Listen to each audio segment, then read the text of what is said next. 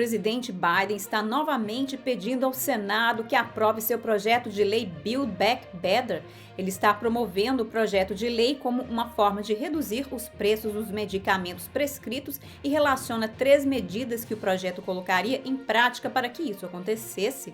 A política de permanência no México da era Trump foi restabelecida depois que um tribunal federal ordenou que o governo Biden o fizesse. E ontem marcou o 80º aniversário de Pearl Harbor. Confira todos esses assuntos hoje no Diante dos Fatos.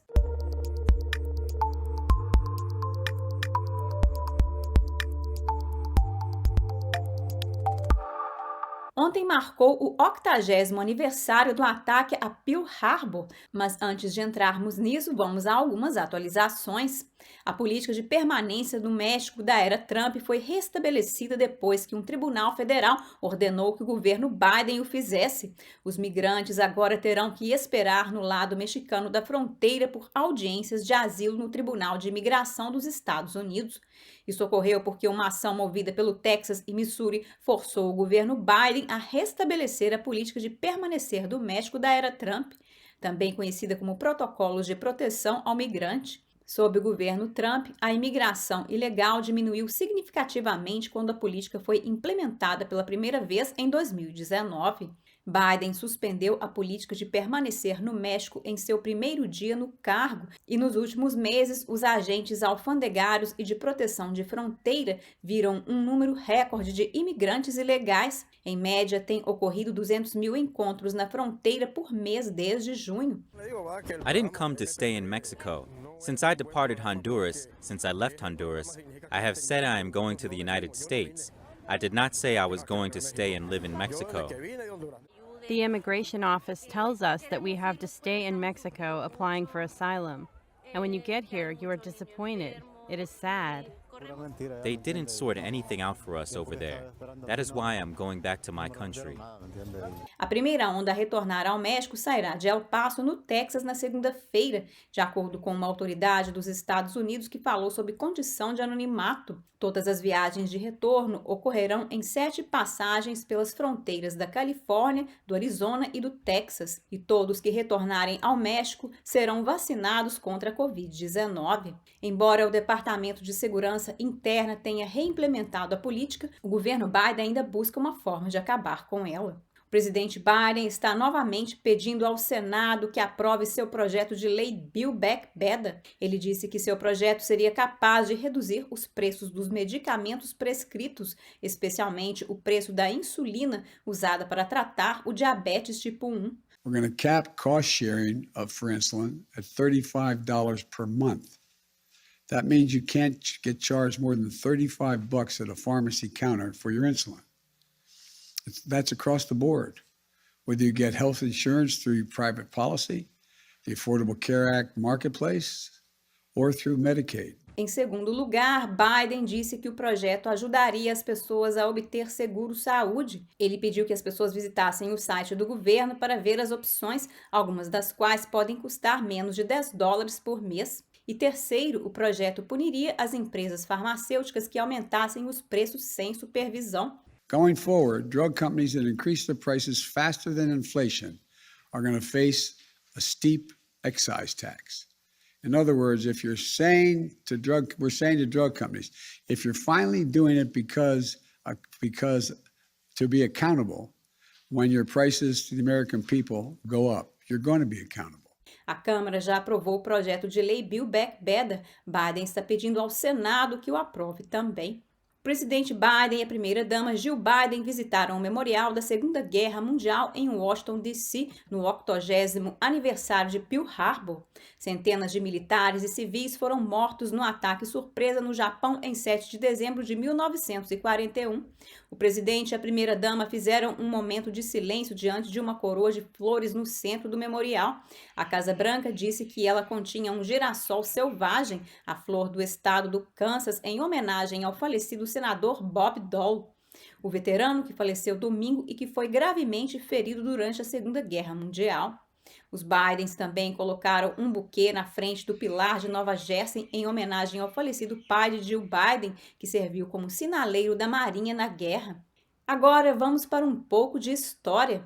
Em meados de 1940, o presidente Franklin Roosevelt transferiu a base da frota do Pacífico de San Diego para Pearl Harbor como um suposto impedimento à agressão japonesa. Os Estados Unidos foram o principal fornecedor japonês de petróleo, aço, ferro e outras commodities antes de 1940. Esses materiais eram necessários para que as forças armadas japonesas se expandissem na China e no Sudeste Asiático, pois o Japão estava em guerra com a China desde 1937. Em 1940, os Estados Unidos começaram a formalizar a ajuda à China e lentamente começaram a aumentar as restrições ao Japão. Os sentimentos dos Estados Unidos eram pró-China, mas não o suficiente para intervir militarmente diretamente. Depois de janeiro de 1940, os Estados Unidos aumentaram a ajuda à China por meio de créditos maiores e do programa Lend-Lease. Ao mesmo tempo, o governo Roosevelt gradualmente iniciou um embargo ao Japão sobre bens como petróleo, aço e ferro. Em junho de 1941, o presidente Roosevelt impôs um embargo total ao Japão, congelou e confiscou todos os ativos japoneses nos Estados Unidos. Aquela foi uma retaliação pela aquisição da Indochina francesa pelo Japão, atual Vietnã, Laos e Camboja. O Reino Unido e as companhias das Índias Orientais seguiram os Estados Unidos. Depois disso, o Japão perdeu acesso a 3/4 de seu comércio exterior e 88% de seu petróleo importado. As negociações de paz entre os Estados Unidos e o Japão estavam chegando ao fim no final de novembro de 1941. Para impedir que os Estados Unidos interferissem em sua expansão no Indo-Pacífico, o Japão decidiu desferir um duro golpe nas capacidades navais dos Estados Unidos na região. Os japoneses planejaram dar aos Estados Unidos uma declaração de guerra antes do início do ataque para que não violassem o primeiro artigo da Convenção de Haia de 1907. Mas a mensagem chegou atrasada e o embaixador japonês dos Estados Unidos não foi capaz de transmiti-la ao secretário de Estado de Washington, D.C., até que o ataque já estivesse em andamento. A primeira onda de ataques ocorreu pouco antes das 8 horas, horário local, e envolveu mais de 180 aeronaves japonesas, incluindo aviões torpedo, bombardeiros de alto nível, bombardeiros de mergulho e caças. Eles tinham como alvo os campos de aviação e navios de guerra da Marinha e do Exército dos Estados Unidos ancorados na base, conhecidos como Battleship Route ou docas de coraçados. A primeira onda partiu cerca de meia hora depois, a segunda veio 15 minutos depois que a primeira onda partiu e envolveu cerca de 160 aviões. Ela causou mais danos aos campos de aviação e atingiu alvos dentro e ao redor do Navy Yard por mais de uma hora. Eles partiram às 9h45. O Japão perdeu apenas 29 aviões no ataque. No ataque morreram 2.403 pessoas. Metade das vítimas eram membros da tripulação a bordo do USS Arizona. Elas afundaram com o navio e permanecem lá até hoje. 1.178 pessoas foram feridas. 8 navios de guerra estavam ancorados em Pearl Harbor na época. Maryland, Oklahoma, Tennessee, West Virginia, Califórnia, Arizona, Nevada e Pensilvânia. Todos eles, exceto o Pensilvânia, faziam parte da fileira de navios de guerra. Eles eram o alvo prioritário dos japoneses. Todos eles foram atingidos por bombas ou torpedos. As bombas que atingiram o Arizona penetraram nas proximidades de seus carregadores avançados, que detonaram com uma explosão massiva, afundando imediatamente o navio. 19 navios de guerra da Marinha dos Estados Unidos foram danificados ou destruídos, incluindo os 8 navios de guerra. 5 navios foram afundados: o Califórnia, o Nevada, o West Virginia, Oklahoma e Arizona. Mas, felizmente, os 3 porta-aviões da frota estavam no mar durante o ataque.